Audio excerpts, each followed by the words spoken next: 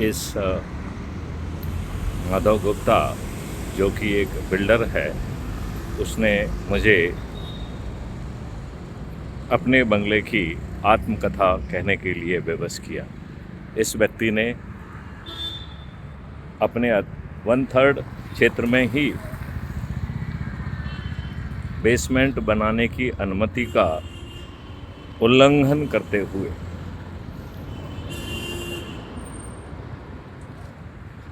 8-10 feet सामने की ओर नगर निगम के सीवेज टैंक को असुरक्षित करते हुए और डैमेज करते हुए गड्ढा खोदा। इस क्षेत्र में अंदर गहरे तक इसमें ये सीवेज लाइन इकट्ठा हो रहा है। अंदर गहरे तक कम से कम 10-12 फीट अंदर आकर जेसीबी से गड्ढा किया और यहाँ पर स्थित सीवेज लाइन जो कि नगर निगम के द्वारा संरक्षित है और बनाई गई है, उसके नीचे की मिट्टी को निकालकर उसके ऊपर लगे हुए 3 भीमकाय पेड़, जिसने इस पूरे बंगले को यहाँ तक, इस पूरे प्लॉट को यहाँ तक घेरा हुआ था, उसे गिरा दिया। फिर 6 तारीख को धमकी देते हुए कहा कि हम एक गहरा गड्ढा खोदेंगे जिसमें अब सीवेज का पानी इकट्ठा हो गया है, और धमकी को क्रियान्वित करते हुए उस व्यक्ति के द्वारा इन 3 भीमकाय पेड़ों को गिरा दिया गया। मेरे मकान की नींव 6 इंच नीचे घुस गई है, धसक गई है, और यह एरिया आप देख सकते हैं कि पूरी तरह से वीक होकर बाहर निकल गया है। इसके गिरने की पूर्ण संभावना है। उसकी साजिश है कि नगर निगम क्षेत्र में अंदर से गहरा गड्ढा खोदकर इस क्षेत्र को भी गिराकर इसे कब्जे में लिया जाए। और उसके द्वारा ये पीछे की ओर, ये भवन भी उसी का है, पीछे की ओर आप देखेंगे तो नगर पालिका क्षेत्र से 1 फीट अंदर घुसकर साझा क्षेत्र में अतिक्रमण करते हुए उस पूरे क्षेत्र को घेर लिया है। यदि आप देखेंगे तो आगे की ओर भी उसने यही कार्रवाई की है। उसके यह कार्रवाई गलत होने के कारण नगर निगम ने उससे यह क्षेत्र तुड़वाया है। ऐसे हैं ये माधव गुप्ता जी, जो अपनी घृणित व्यावसायिक महत्वाकांक्षा को पूरा करने के लिए किसी भी हद तक गिर सकते हैं। अब मैं आपको इस बंगले की कहानी सुनाता हूँ, जिसे कहने के लिए मैं विवश हुआ हूँ। सन 1996 में जब मैं पुलिस अधीक्षक पद पर था, तब इस क्षेत्र में आईपीएस कॉलोनी व आईपीएस बंगलो बनाने का निर्णय विचार में आया। 96-97 में अशोक दोहरे और स्वर्गीय श्री अशोक दोहरे और हम लोगों ने मिलकर 18 आईपीएस ऑफिसर के लिए इस क्षेत्र में बंगला बनाने का निर्णय लिया। ओरिजिनली यह बंगला दक्षिण मुखी था। इसका निर्माण जब स्ट्रक्चर हो रहा था, उसी समय मेरे एक डॉक्टर मित्र के द्वारा मुझे कहा गया कि दक्षिण मुखी बंगला अच्छा नहीं होता है। चूँकि आपके पास ऑप्शन उपलब्ध है, लिहाजा मुझे आप जो है इसे पूर्वमुखी कर सकते हैं। और उनके द्वारा सलाह पर मेरे द्वारा एक मॉडल बनाकर क्या क्या हमें परिवर्तन करना होंगे, इन सब चीज़ों को समावेश करते हुए एक मॉडल बनाया गया और तारिक भाई से बात की। वो हमारे मॉडल से और हमारे बंगले बनाने की में रुचि को देखते हुए उन्होंने नगर निगम उस समय नगर निगम नहीं था, उस समय यहाँ ग्राम पंचायत थी, नियमानुसार सरपंच से नक्शों का अनुमोदन कराया व इस बंगले कार्य को मूर्त रूप दिया।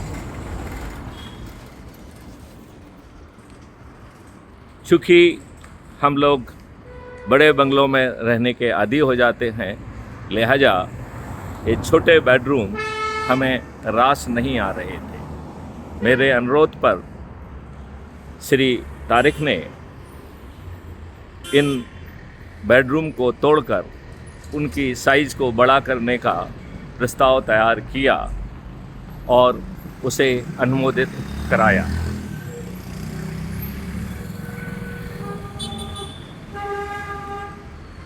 लेकिन धन के अभाव में इसका एक्सटेंशन जो कि दानिश के द्वारा अनुमोदित कराया गया था, तारिक भाई के द्वारा अनुमोदित कराया गया था, उसे मूर्त रूप नहीं दिया जा सका। इसके बीच में ये साझा भूमि है जहाँ पर मेरे द्वारा रख रखाव किया जा रहा है व इसमें पेड़ लगाए गए हैं। अब मैं आपको लगे हुए गुप्ता जी के द्वारा जो साझा क्षेत्र में अतिक्रमण किया गया है वो भी दिखाता हूँ। लेकिन उसके पहले मैं ये बताना चाहूँगा कि इस भवन में चोरी हुई, इसके दरवाज़ों को तोड़ा गया और मैं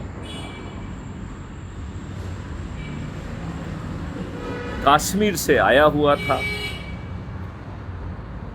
और कश्मीर, अच्छा ये भी बताना यहाँ ज़रूरी है कि जब ये बंगला निर्माण हो रहा था यहाँ पर एक भी बंगला नहीं था, यहाँ पर एक भी स्ट्रक्चर नहीं था। दानिश के द्वारा, दानिश कॉलोनाइज़र के द्वारा, तारिक भाई के द्वारा इस उद्देश्य से कि आईपीएस ऑफिसर आएंगे तो उनके मकान बिक जाएंगे, इस उद्देश्य से उन्होंने भी इस प्रपोजल को शीघ्रता से अनुमोदित किया व इसका कंस्ट्रक्शन करा के इसे मूर्त रूप दिया।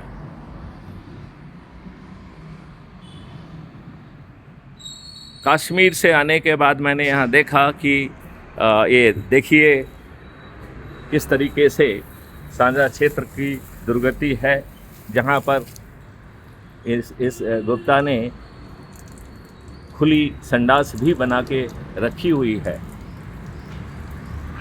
इस व्यक्ति के द्वारा ऊपर से खुले रूप से पानी गिराया जा रहा है, जो कि पूरी तरह से गलत है।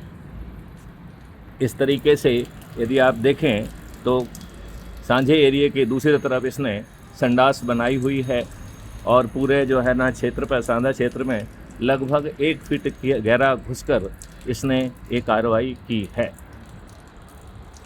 अब कश्मीर से आए हुए एक आईपीएस ऑफिसर के जहाँ चोरियां हो रही हैं, जहाँ सुअर घूम रहे हैं, सुरक्षा अपने आप में एक बड़ा विषय था। लिहाजा मेरे द्वारा इस साझा क्षेत्र में और इस बाहरी क्षेत्र में, जहाँ पर सुनसान क्षेत्र में, जहाँ पर कि कोई भी व्यक्ति आकर हमारी उसको खतरा ना पहुँचा पाए, लिहाजा इस क्षेत्र का मैनेजमेंट मेरे द्वारा अपने हाथ में लिया गया। पेड़ों को यहाँ पर लगाया गया, जिससे मेरी बाउंड्री ये है, मेरी बाउंड्री में जो है कोई भी गलत व्यक्ति ना पहुँच पाए। यह पूरी तरह से देखा जाए, यह पूरी तरह से अलग है। इसमें मेरे द्वारा कोई भी निर्माण कार्य नहीं किया गया है और ना ही ये मेरे बंगले का हिस्सा है, ना ही मेरे बंगले से इसमें कोई एक्सेस है। इस नगर निगम क्षेत्र का पर प्लांटेशन का उद्देश्य पर्यावरण सौंदर्यीकरण व मेरी अपनी सुरक्षा थी, जिससे कोई भी असामाजिक तत्व मेरे बंगले के नज़दीक ना पहुंच पाए। इसी दृष्टि से मैंने अपनी शासकीय कारों का पार्किंग के लिए यह जगह चुनी, जिससे कि यदि कोई आपराधिक तत्व हैं वो हमारे बंगले से दूर रहें और हमें जो हमारी सुरक्षा है उसको खतरा ना पहुंचे। यहाँ पर एक बहुत बड़ा पेड़ लगा था जो इस बिल्डर के द्वारा काट दिया गया। यहाँ पर ये नीम का पेड़ था, इसे इसने काट दिया। यहाँ पर एक आम का पेड़ था, उसे उसने काट दिया। यहाँ पर एक दूसरा आम का पेड़ था, उसको भी उसने काटा। यहाँ पर शीशम और नीम के पेड़ थे, जहाँ इस व्यक्ति के द्वारा उन्हें काटा गया है। अब यह सवाल उठता है कि जिस क्षेत्र में इतनी ज़्यादा असुरक्षा हो, जहाँ एक भी परिंदा ना हो, जहाँ सूअर घूमते हों और जहाँ पर साझा क्षेत्र में से अपराधी प्रवेश कर चोरी कर रहे हों, वहाँ एक वरिष्ठ पुलिस अधिकारी जिसने अपनी सेवाएं डकैती इन्फेस्टेड एरिया में, नक्सल एरिया में, इंटरनेशनल बॉर्डर पर और आईजी ऑपरेशंस कश्मीर के तौर पर दी हों। मैं यह भी बताना चाहूँगा कि नक्सल क्षेत्र में किए गए उत्कृष्ट कार्य के लिए सरकार के द्वारा इंटरनल सिक्योरिटी मेडल से नवाजा गया। हाँ, यह भी है कि इस दौरान मुझे नक्सलियों के द्वारा धमकी भरे पत्र प्राप्त हुए, जिन्हें हमने लगातार जिस पर अपराध का पंजीयन हुआ। डकैती क्षेत्र में भी कई डकैतों को मार गिराने में कुशल नेतृत्व प्रदान किया।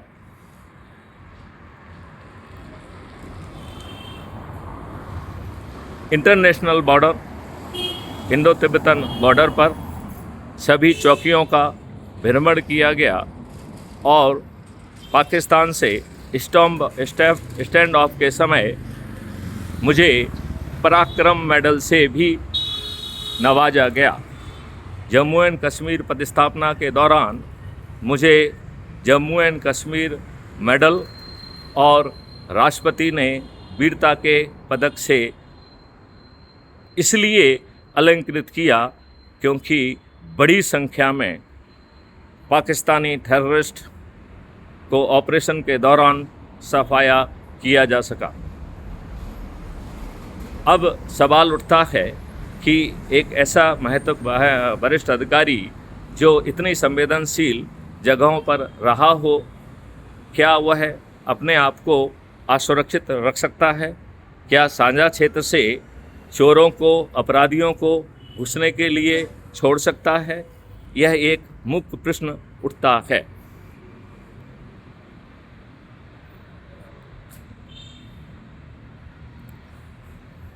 शायद नहीं। क्या वह असामाजिक तत्वों को इतने छोटी कॉरिडोर के साथ कोई भी बम, कोई भी आपत्तिजनक फेंकने के लिए छोड़ सकता है क्या? इस जगह पर, इस एरिया पर केवल ट्रीज प्लांट किए गए हैं जो सौंदर्यीकरण के लिए हैं। साथ ही किसी भी अपराधी, किसी भी असामाजिक तत्व को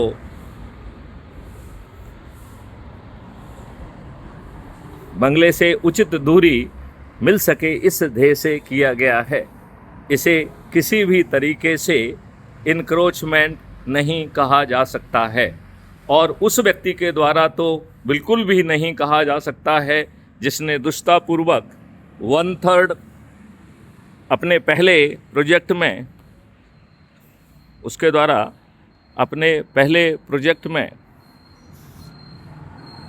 1/3 बेसमेंट की अनुमति को नज़रअंदाज करते हुए पूरे नगर निगम क्षेत्र में प्रवेश करते हुए बेसमेंट बनाया। साझा क्षेत्र में लगभग 1 फीट अंदर घुसकर बेसमेंट भी बनाया और उसके पूरे के ऊपर तक का स्ट्रक्चर बनाया। इसी तर्ज पर उसके द्वारा इस 60 बाय 39 प्लॉट्स को चारों तरफ से नगर पालिका क्षेत्र में अतिक्रमण करते हुए, घुसते हुए, उसे असुरक्षित बनाते हुए यह कब्जा किया। और केवल कब्जा ही नहीं किया, उसकी इतनी दुष्टता थी कि उसने इस क्षेत्र में स्थित 3 भीमकाय पेड़ों को गिराने की और बाकी सभी पेड़ों को गिराने की और इस शेड को गिराने की जो साजिश है उसके तहत यहाँ की काली मिट्टी को काटा, सीवेज पाइपलाइन को तोड़ा और चारों तरफ विध्वंस का नंगा नाच किया है।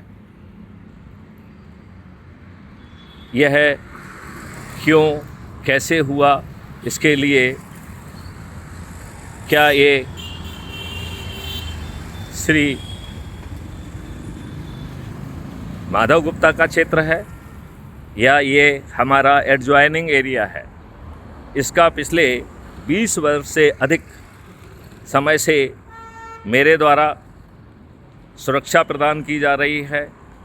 इसको संरक्षित किया जा रहा है, इसके रखरखाव को देखा जा रहा है, लेकिन इसमें किसी तरीके का कोई निर्माण कार्य नहीं किया गया है। यह मेरी सुरक्षा के लिए आवश्यक है, ज़रूरी है और ईजमेंट एक्ट 1882 के तहत मेरा वैधानिक अधिकार भी है। यह वीडियो श्री माधव गुप्ता के द्वारा फेसबुक पर और पत्रकारों के और चैनल के माध्यम से भ्रामक प्रचार के लिए बनाया गया है। यह जो बिल्डिंग है इसका 3 चरण में दानिश के द्वारा विधिवत जो है अनुमति प्राप्त की गई है। हालांकि इसके 2 पार्ट्स का और या 2 अप्रूवल का निर्माण कार्य दानिश के द्वारा किया गया। तीसरे पार्ट का निर्माण जिसका अनुमोदन दानिश के द्वारा प्राप्त किया गया था, उसका निर्माण वित्तीय कारण से तब नहीं किया जा सका, उसे बाद में किया गया है, लेकिन इसकी पूरी विधिवत अनुमति है।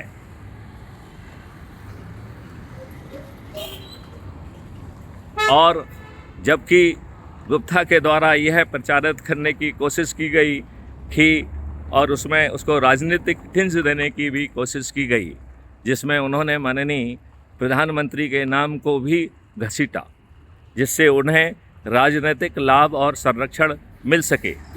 जबकि मेरे द्वारा श्री नरेंद्र मोदी जी के विरुद्ध बनारस जाकर कोई चुनाव नहीं लड़ा गया है।